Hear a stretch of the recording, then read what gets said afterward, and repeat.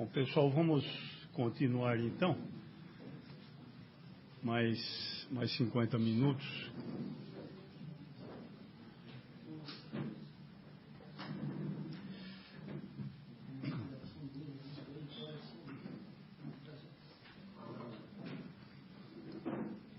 Bom, pessoal,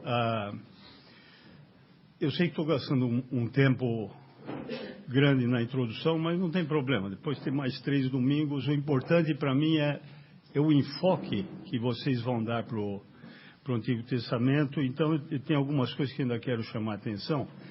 Mas eu gostaria que os irmãos gravassem algumas coisas simples que eu vou usar como marcos, né? Nós vimos que a história de Israel cobre em torno de 1.500 anos, mais ou menos do ano 2000 até o ano 500 antes de Cristo, né? Depois a gente viu ali 444, mas vamos dizer, depois de em torno de 500 anos vem Jesus Cristo e daí começa a nossa era, que é fácil de entender. Eu gostaria que a gente gravasse alguns nomes. Por exemplo, se vocês olharem ali Abraão, né? 1166 a 1991, 2160. Então, eu gostaria que a gente marcasse Abraão, ano 2000 antes de Cristo. Ano 2000, Abraão. Ano 1500, outro marco, 1500, outro personagem extremamente conhecido, que é Moisés. Olha aqui, Moisés, 1526, 1406. Né? 1406, queda das muralhas de Jericó, a tomada ali, ele morreu um pouquinho antes, né? Então, mais fácil olhar aqui. Então eu não vou ficar com torcicolo. Abraão é em torno de 2000, Moisés 1500. Ano 1000, outro personagem extremamente conhecido, Davi. Você pode passar. Se vocês olharem ali, Reino Unido, no meio tem Saul, Davi e Salomão. Ele reinou de 1010 a 970. Ele nasceu antes, ali em 1040. Não é? Ele começou a reinar com 30 anos e reinou durante 40 anos. Então, ele nasceu em 1040. Então, nós temos personagens marcos. 2000 a.C., Abraão. 1500 a.C., Moisés. 1000 a.C., Davi. Em torno de 500 anos de Cristo, eu vou colocar 3 personagens e vou pegar só as iniciais e ficar fácil de entender. Zen, letra Z, letra E, letra N. Zen. O que é isso aí? Zorobabel, Esdras, Neemias, né? Ali embaixo. Zorobabel. Ali estão os retornos ali de quando começaram, e o Esdras e Neemias, Zorobabel. Vamos ver aquele outro slide, aquele primeiro, por favor, que pega todos ali. Pega todos ali em cima, né? Isso, nos períodos. Então aqui.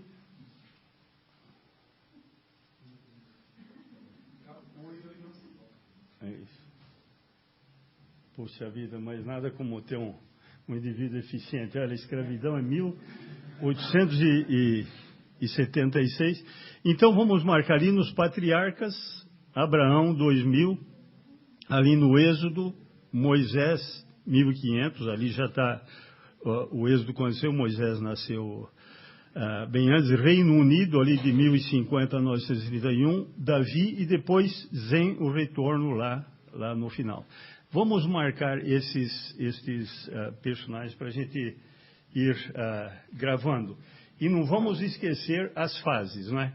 Patriarcas, escravidão, Êxodo, conquista da terra, depois juízes, aquela anarquia, daí Reino Unido, reino dividido, exílio e o retorno do exílio.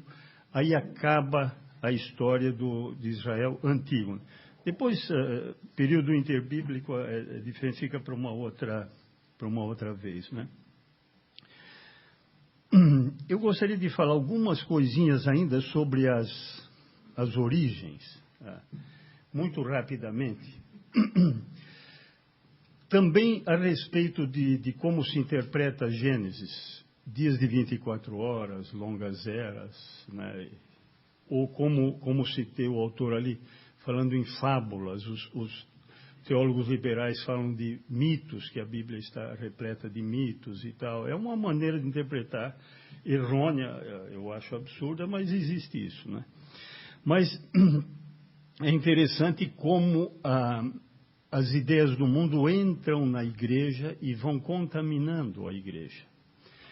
Por exemplo, mais ou menos na época da publicação da Origem das Espécies, do Darwin, 1859, mais ou menos naquela época, tinha um pouquinho antes um outro inglês também, era geólogo, e ele defendia o que é chamado de uniformitarismo, não é?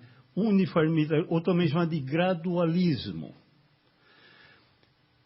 As condições da Terra sempre foram as de agora, por isso uniformitarismo. Foram sempre uniformes, o tempo todo. Isso foi na primeira metade do século XIX. No século XX vieram outros defendendo o chamado catastrofismo. Não, tem catástrofes grandes que alteram a Terra e podem dar ilusão na datação da Terra. Uns falam, não, a Terra tem 4 bilhões quase 4 bilhões e meio de anos, né? O universo todo, 14 bilhões. E outros falam, não, ela é mais jovem.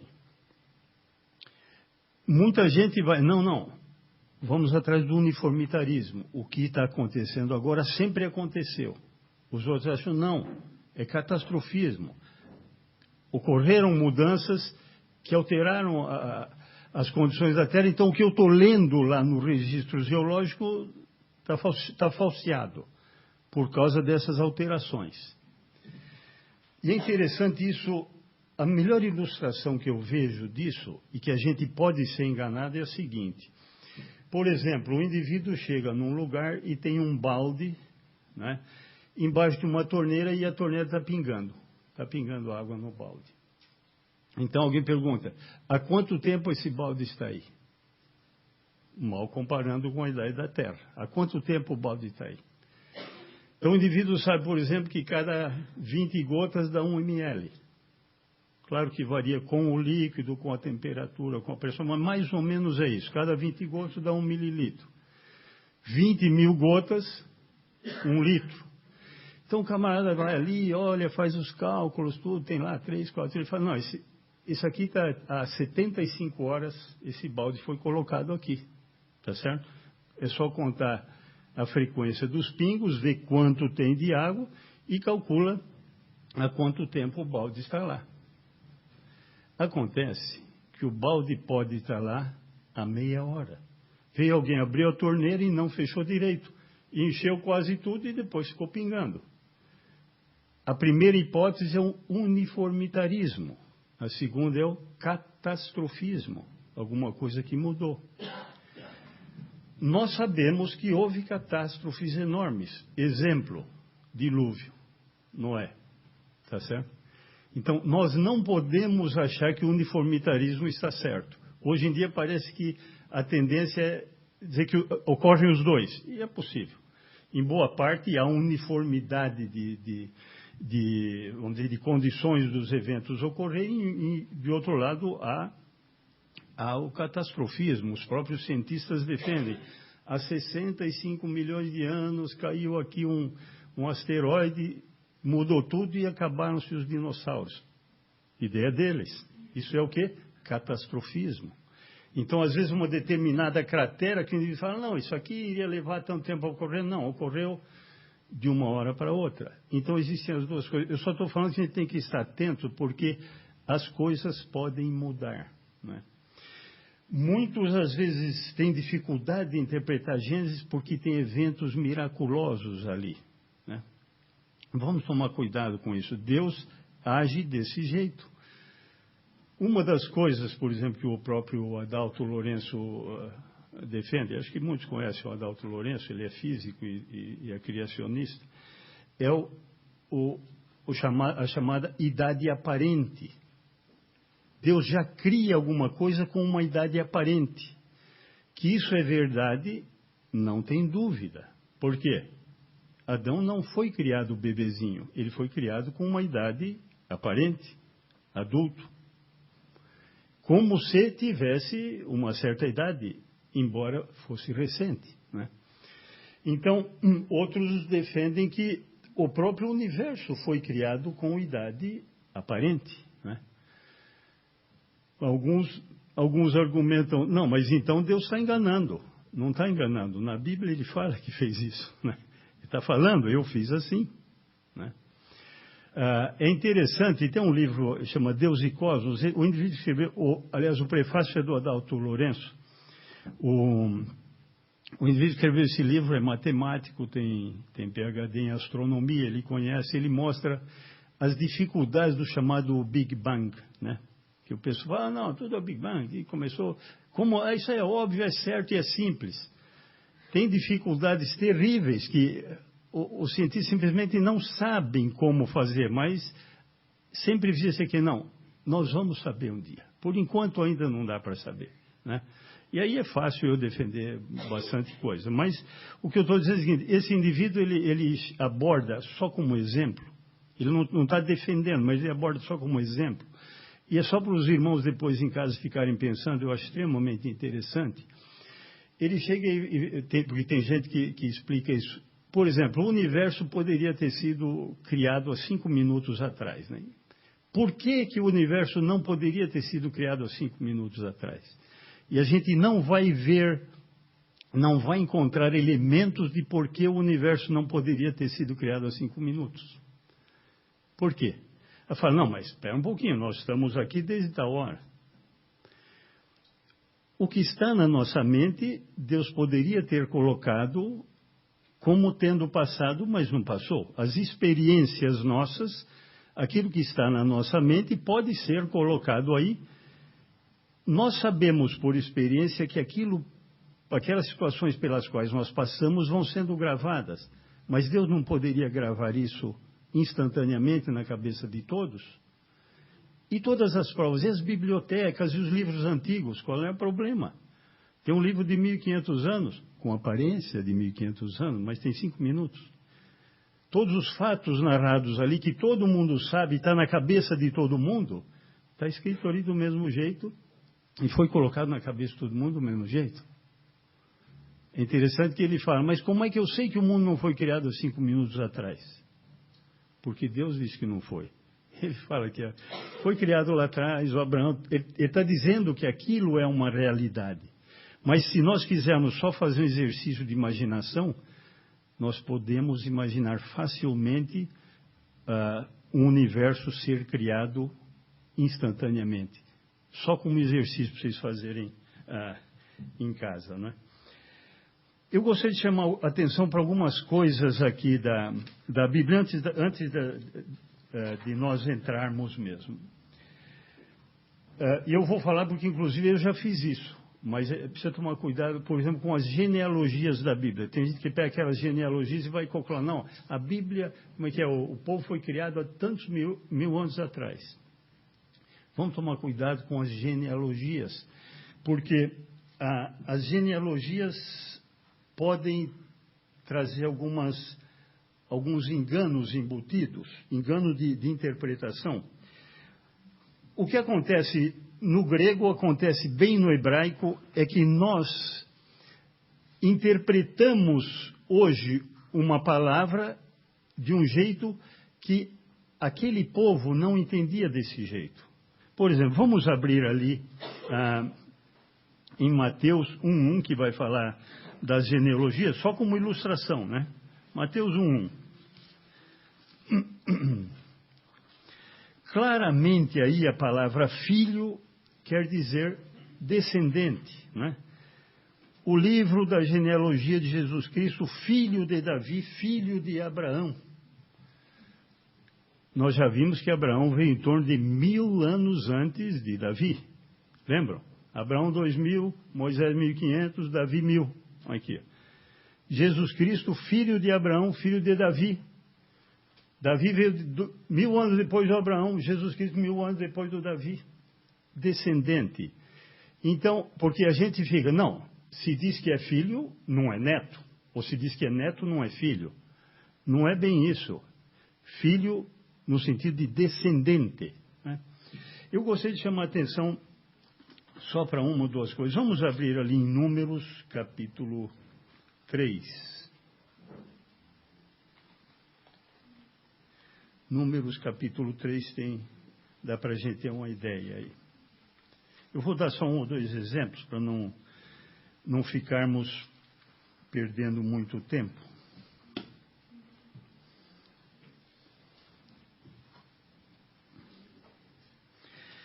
No Números 3:19 fala o seguinte: os filhos de Coate, pelas suas famílias, Amrão, Izar, Hebron e Uziel.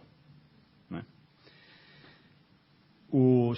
No 17 fala que eram os filhos de Levi, que eram Gerson, Coate e Merari. No 19, que nós lemos, os filhos de Coate são esses quatro: Amrão, Izar, Hebron e Uziel. Se a gente for um pouquinho mais para frente, no mesmo capítulo, versículo 27, de Coate é a família dos Amramitas, dos Izaritas, dos Hebronitas, dos Uzielitas. Essas são as famílias dos Coatitas, os descendentes de Coate. Contados todos os homens da idade de 1 mês para cima, foram 8.600 que tinham a seu cargo o santuário. Claro que ele está falando dos descendentes desses indivíduos, porque 8.600 não é que cada filho teve 2.150 filhos. Ele não pode ter 8.600 netos, com os 4 filhos já ter netos. São os descendentes, os que vieram bem depois, não é? Então a gente precisa tomar cuidado com isso. A mesma coisa, isso aí é interessante, porque vai acontecer com Moisés, a mesma coisa. Amrão era o pai de Moisés, calma, era ascendente. Eu gostaria de abrir em primeiro livro de Crônicas, no capítulo 26, 1 Crônicas 26.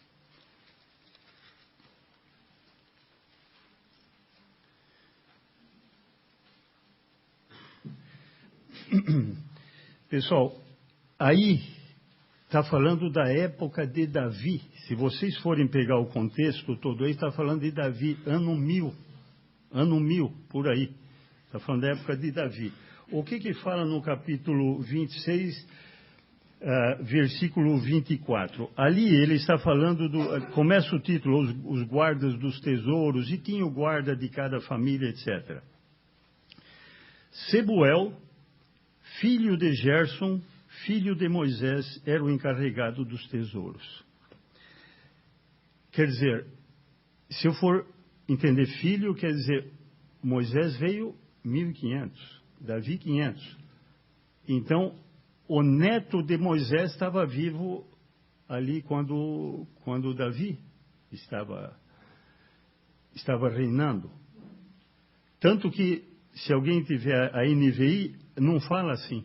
Na NVI vai falar o seguinte: Sebuel, um descendente de Gerson, filho de Moisés. Um descendente porque Gerson foi filho de Moisés. Só que no original hebraico a palavra é a mesma.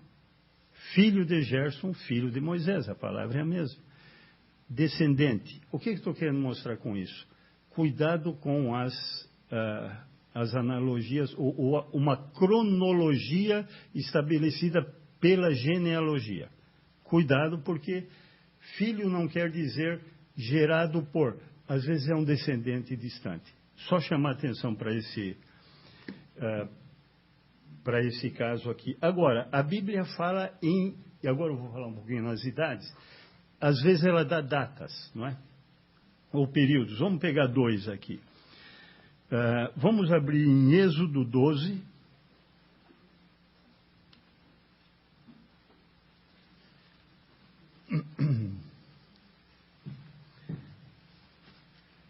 talvez você...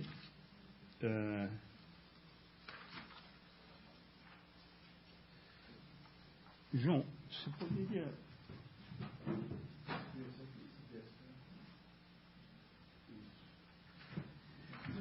Vamos ler Êxodo 12, versículo 40.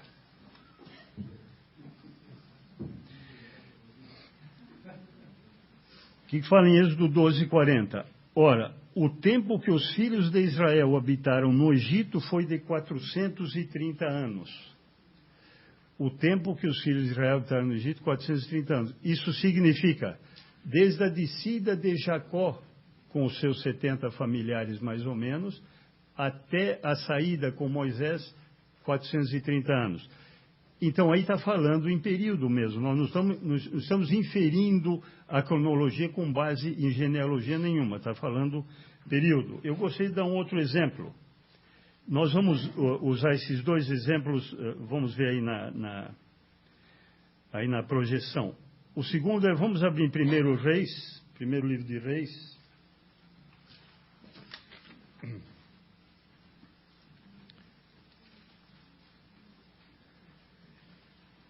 Primeiro livro de Reis, 6:1. No ano 480, depois de saírem os filhos de Israel do Egito. O que está falando? Vocês viram lá que falava o quê? Desde que Jacó desceu para o Egito com os familiares, até quando eles saíram do Egito, 430 anos. E agora ele pega, desde que saíram do Egito até agora Salomão, ele fala o quê? No ano 480, depois de saírem os filhos de Israel do Egito, Salomão, no ano 4º do seu reinado sobre Israel, no mês de Ziv, que é o segundo, começou a edificar a casa do Senhor. 480 anos depois que saíram do Egito, já era o 4º ano do reinado de Salomão. Era o 4º ano. O Salomão, na verdade, começou a reinar em 970. Aí já é 966, começou a construção do templo. Se os irmãos virarem um pouquinho mais adiante, capítulo 6 ainda, ele só está recordando. O 37 ele recorda e o 38 ele complementa. No 37, no ano 4º, que nós lemos lá no versículo 1, se pôs o fundamento da casa do Senhor. A casa do Senhor é o templo de Salomão, no mês de Ziv. No versículo 38, no ano 1º, significa o quê? 7 anos depois, lá foi no ano 4º, né? Agora, no ano 1º, no ano 11º, no mês de Bu, que é o 8º, se acabou esta casa com todas as suas dependências, tal como devia ser. Levou Salomão 7 anos para edificá-la. O reinado de Salomão foi de 40 anos. No 4º ano ele começou a edificar, no 11º ano ele concluiu. Você pode projetar, esse aqui você tem, não tem?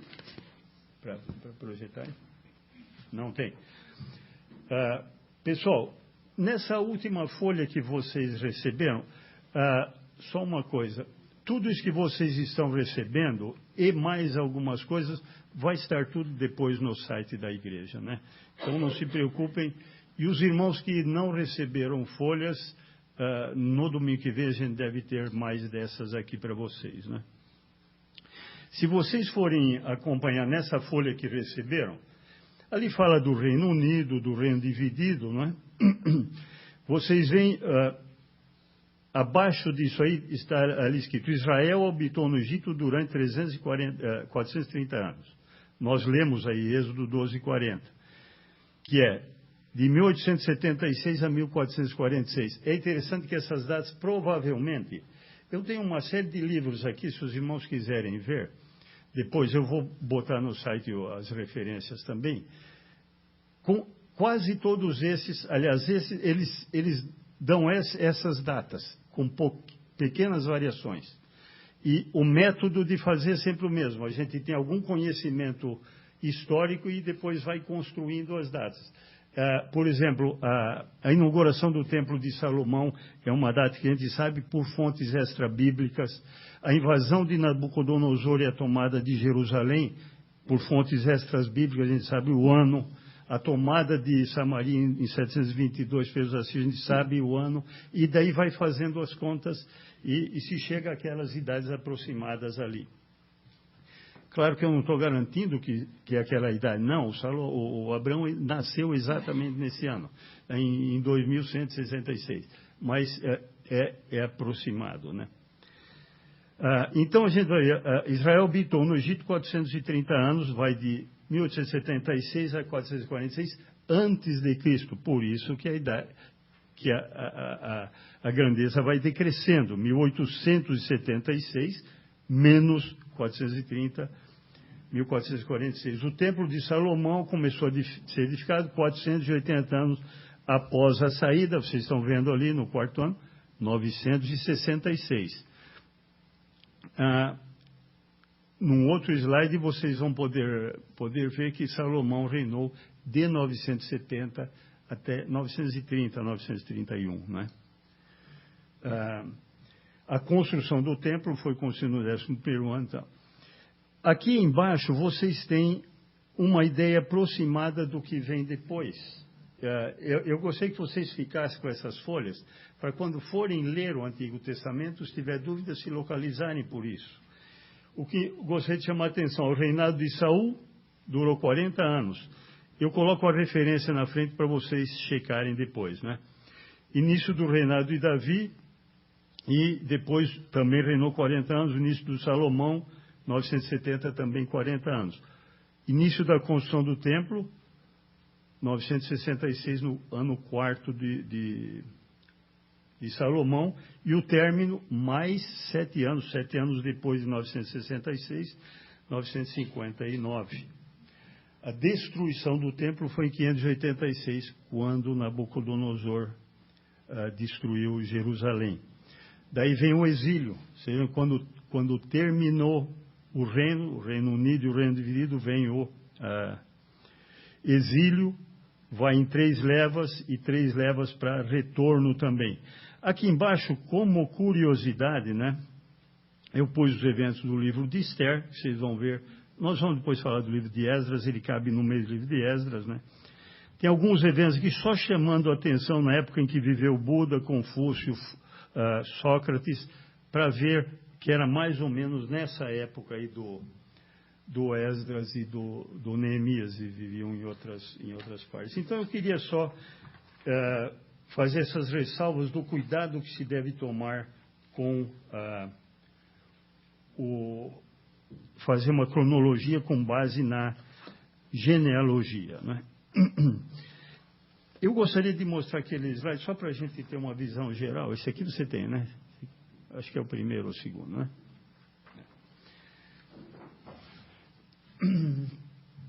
Agora, só para a gente acompanhar mais ou menos com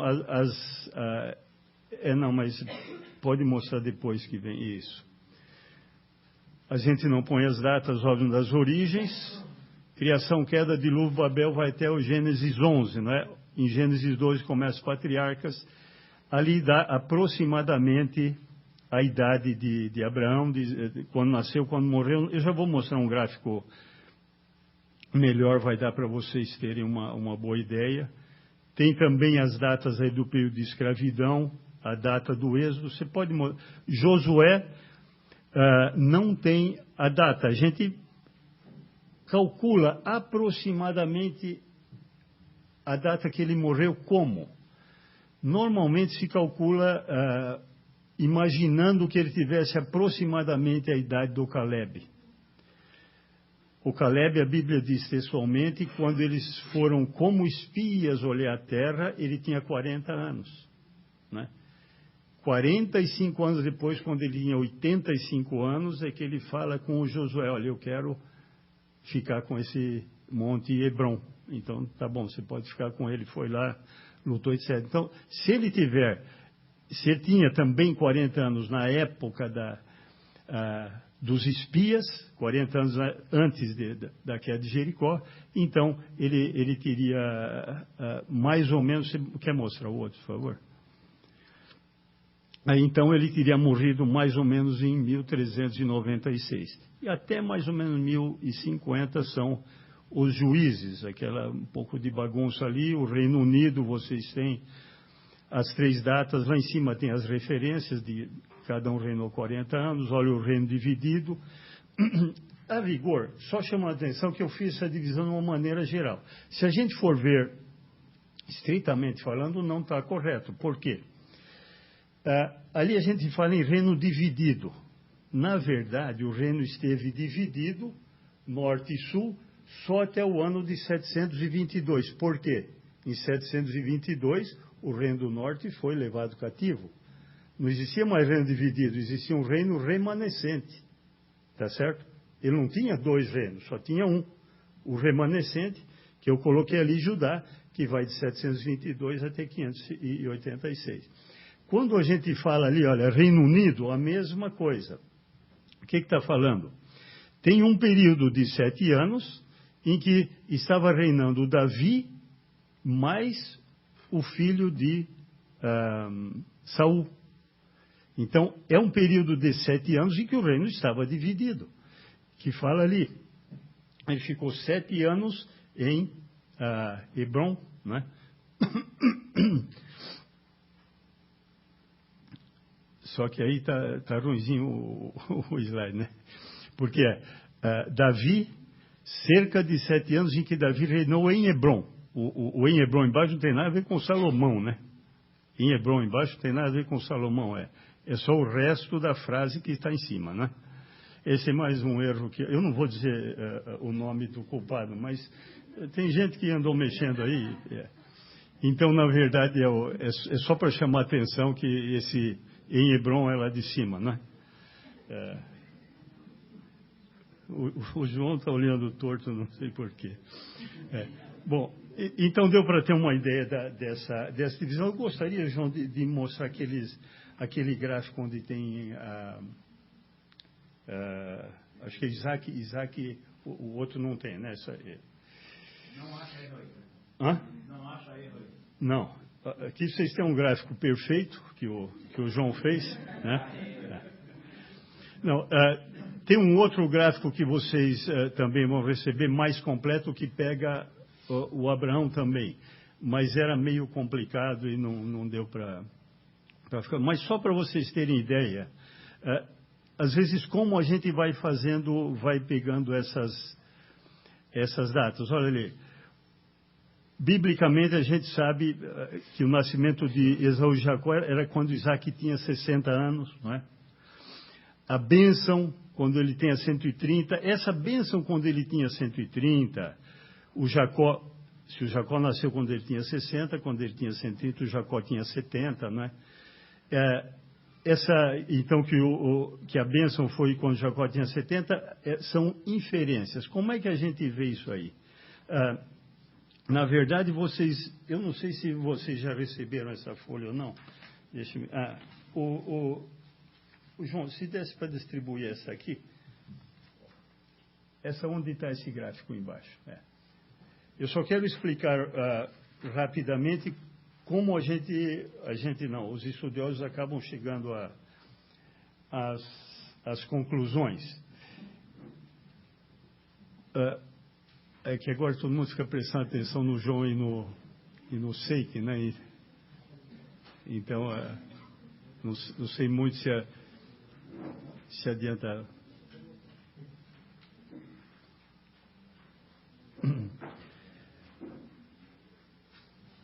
Pessoal, vocês não precisam ler o que está em cima. Por favor, leiam depois em casa. Eu pus aí com todas as referências para vocês checarem isso que eu vou explicar, mas não precisam ficar lendo agora enquanto eu explico. Depois vocês podem checar e ver se é isso mesmo. Só para vocês terem uma ideia, começando aqui por baixo. José, né? Como é que a gente sabe que José nasceu mais ou menos quando Jacó tinha 90 anos? A Bíblia não fala isso. Ela não fala. Mas dá para a gente ter uma ideia por quê. A Bíblia fala que José foi vendido para o Egito quando tinha 17 anos. Está ali, venda de José. Está certo? 17 anos. Quando José tinha 30 anos, ele se apresentou a Faraó para interpretar os sonhos de Faraó.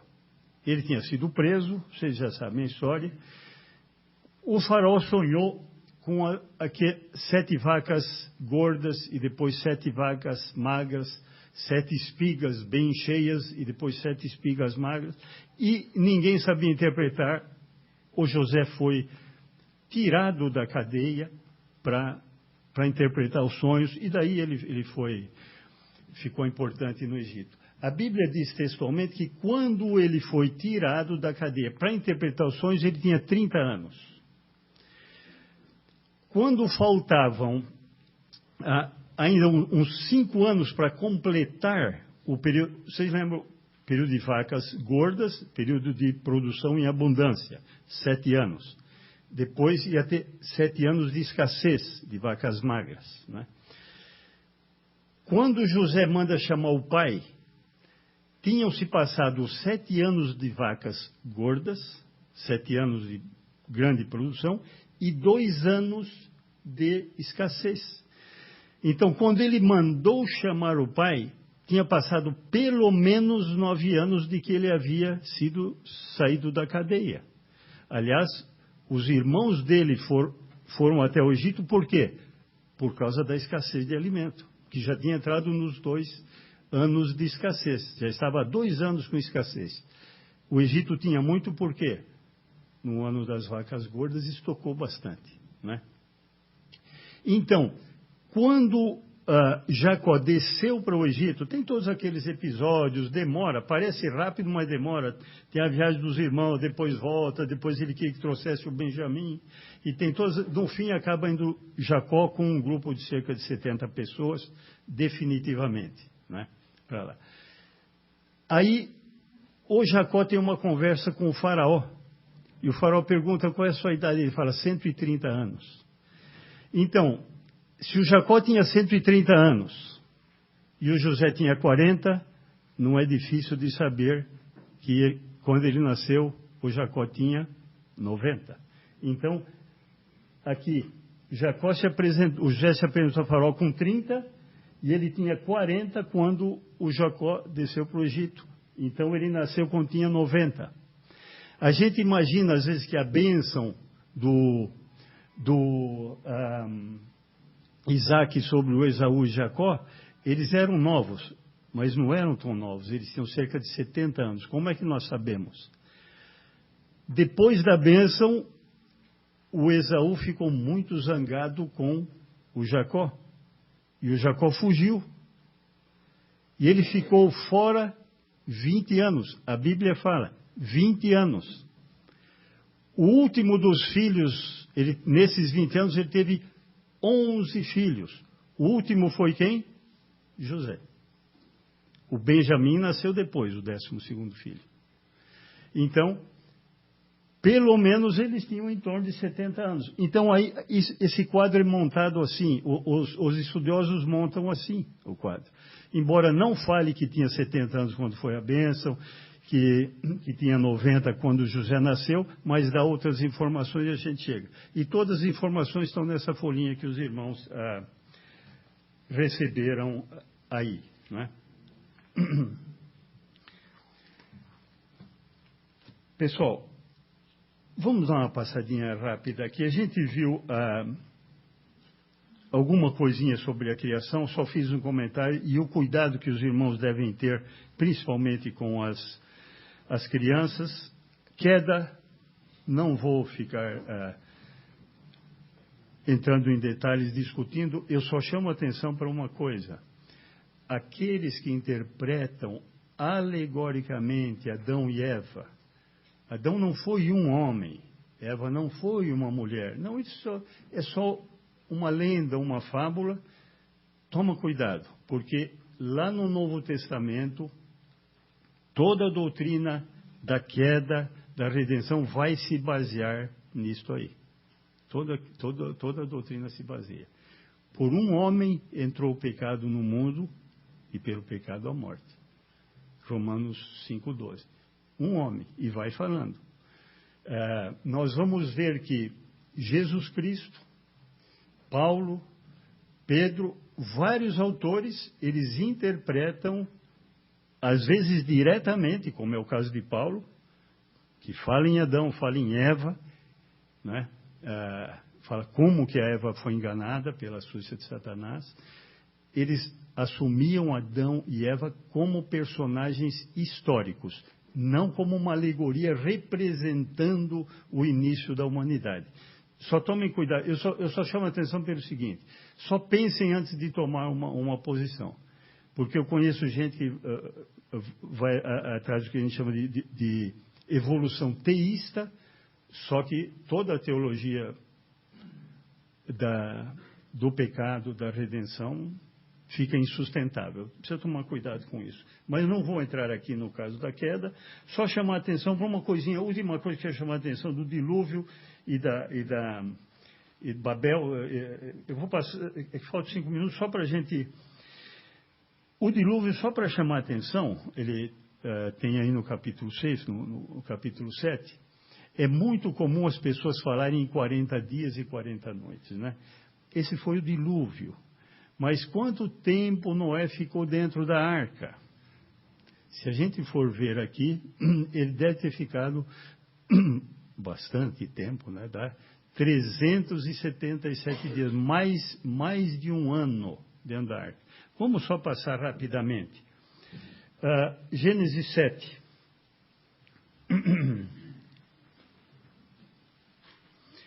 Gênesis 7, ele começa lá. Entra na arca, tu e toda a tua casa, mandou entrar na arca.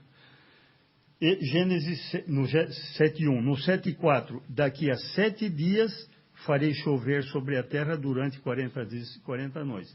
Ficou uma semana, depois vai haver 40 dias de chuva, né? No versículo 6 fala, tinha Noé 600 anos, quando as águas do dilúvio inundaram a terra. Eu gostaria de marcar, já vou marcar 2 datas, só para vocês acompanharem. No capítulo 7, versículo 24. E as águas durante 150 dias predominaram sobre a terra. Elas caíram durante 40 dias e 40 noites, ficaram 150 dias. Capítulo 8, versículo 3. As águas iam se escoando continuamente de sobre a terra e minguaram ao cabo de 150 dias. Levou mais 150 dias para escoando. Só aí nós já vimos foram 300 dias ali, entre os 150 ficou. Mas o que eu queria chamar a atenção, só para os irmãos relacionarem, que às vezes dá para ver bem. No 7:11 fala o quê? No ano 600 da vida de Noé, aos 17 dias do 2º mês, nesse dia romperam-se todas as fontes, está dizendo, no dia 17 do 2º mês do ano 600 da vida de Noé, começou o dilúvio. E vamos guardar, para a gente guardar mais fácil, dia 17 de fevereiro. Não é fevereiro, é fevereiro para nós, o 2º mês. É só para guardar, tá bom? Só para nós guardarmos, eu vou falar 17 de fevereiro de 600. 600 o que é? O que é? Não é de Jesus Cristo, é de quando nasceu Noé. Então, 17 de fevereiro de 600. Vamos ler agora no capítulo 8, versículo 13. Sucedeu que no primeiro dia do 1º mês do ano 601, as águas secaram no ano 601, dia 1º de janeiro, está aí, né? Primeiro dia do 1º mês. 1º de janeiro, na nossa maneira de ver. Mas o 14. Aos 27 dias do 2º mês, 27 de fevereiro, a terra estava seca. Então, começou 17 de fevereiro de 600, acabou 27 de fevereiro de 601. Está certo? 1 ano e 10 dias. Mais 7 dias que ficou na arca. Então, eram meses de 30 dias, então dá os 370. Só para lembrar, porque é muito comum a pessoa ficar na cabeça que foram 40 dias, só de chuva, né? E no 11 tem a Torre de Babel. Fala, no versículo 2, né? Sucedeu que, partindo eles do Oriente, deram com uma planície na terra de Sinar. Sinar é uma planície na Mesopotâmia, entre o Tigre e o Eufrates. Lá pertinho de onde veio o Abraão, né? Veio de lá. Só no versículo 9, o que eles quiseram fazer aí? Uma torre bem alta. É interessante o que eles falaram, para que chegasse. Olha no versículo 4, disseram, pegaram pedra, betume como argamassa e tal, né? Vinde, edifiquemos para nós uma cidade e uma torre cujo tope chegue até os céus. Nós queremos chegar até os céus. É a tentativa de que o homem quer chegar até Deus ou ser como Deus. Tornemos célebre o nosso nome. Todo mundo quer ficar famoso, né? E daí, para que nós sejamos espalhados, o que Deus fez? Fez a confusão de língua no versículo 9. Chamou-se-lhe por isso o nome de Babel, porque ali confundiu o Senhor a linguagem de toda a terra. Babel quer dizer confusão, né? Confusão. Vem daí, porque Deus confundiu a linguagem deles. Então, esses primeiros 11 capítulos de Gênesis estão falando sobre as origens. Do capítulo 12 até o final, vamos dizer, até o final de Esther, dos livros históricos, nós vamos ter a história do povo de Israel, pegando esses pouco mais de 1.500 anos. Temos que saber de cor os livros do Antigo Testamento. Eu gostei que vocês ficassem a ponto de poder falar todos os 39 juntos, e vocês veem que acompanha a história. Acompanha a história. Você tem Gênesis, Êxodo, Levítico, no Deuteronômio, que pega o Pentateuco, né? Nós já vimos que no Pentateuco, que a partir do capítulo 12 começa quem? Abraão, Isaac e Jacó, os patriarcas. Daí José vai para o Egito. Acaba o capítulo 50 de Gênesis falando de José lá no Egito. Ele morreu no Egito. Daí vai começar o quê? Com Josué, Êxodo, estou falando de Gênesis, né? Êxodo começa aí Moisés. Moisés é o personagem central de Êxodo, Levítico, Número e Deuteronômio. Os patriarcas vão até o capítulo 50 de Gênesis. Daí de Êxodo em diante é Moisés. Acaba com a morte de Moisés, daí vem Josué. Aí já nós vimos o quê? Patriarcas, escravidão e Êxodo. Josué, conquista da terra. Conquista da terra. Josué morre, os anciãos morrem, não tem um líder. Cada um fazia, nós vemos o último versículo de Juízes, caracteriza Juízes. Cada um fazia o que achava certo. Cada um. Cada cabeça. Isso é sinônimo de anarquia. Anarquia no sentido de sem chefia, né? Juízes. Acabou Juízes, depois o que vem? Josué, Juízes, Ruth. Por que Ruth está aí? Porque Ruth os episódios de Ruth aconteceram no tempo de Juízes.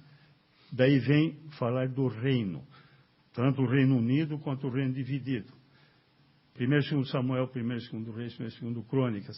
Acaba Crônicas, já falou do exílio, que foram exilados.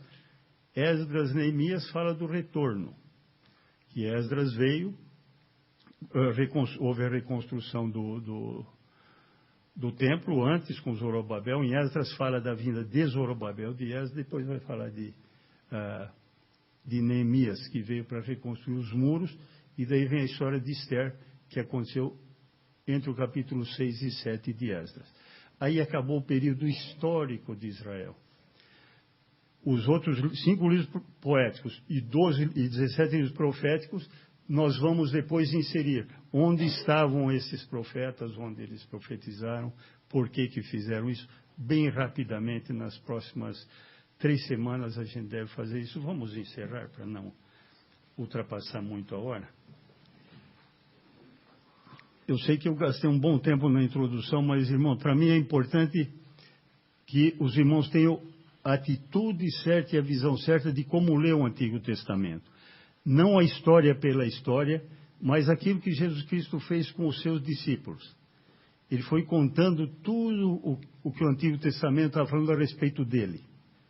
O Antigo Testamento, Jesus Cristo é o centro de toda a Bíblia. Toda ela converge para Jesus Cristo. É assim que nós temos que ler. Não adianta conhecer o Antigo Testamento, todas as histórias, sabia tudo.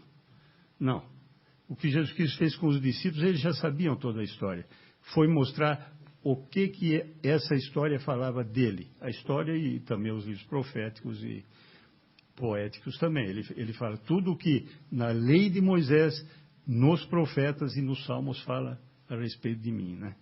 Então vamos com esse enfoque ler o Antigo Testamento, né? Vamos agradecer. Nós te damos graças, Senhor, pela tua palavra. Faze-nos prezá-la cada dia mais. Que realmente o conteúdo da Bíblia seja para nós a coisa mais importante que temos aqui, porque a tua palavra é aquilo que tu nos queres ensinar. Faz, Senhor, com que possamos respeitá-la e procurar conhecê-la mais e mais na nossa vida. Dirige os nossos pensamentos de maneira que possamos estudá-la e nos aproximarmos dela com a atitude correta. Que possamos conhecê-la mais através da leitura da tua palavra, da leitura de textos de irmãos dos séculos passados que estudaram também, de maneira que possamos vê-la apontando para Jesus Cristo, que possamos realmente ter prazer em estudar, inclusive, o Antigo Testamento, vendo o que ele fala a respeito do teu plano, a respeito de Jesus Cristo, aquilo que fala e que tem relevância para a nossa vida hoje. Faze-nos, Senhor, separar todos os dias um tempo para lermos a tua palavra, meditarmos nela, estarmos em oração contigo, de maneira que possamos crescer, ser edificados diante de ti, nos aproximar de ti cada vez mais. Guarda-nos nesta semana, guarda-nos agora de volta para as nossas casas e capacita-nos a viver para ti. Nós te pedimos em nome do Senhor Jesus. Amém, Senhor.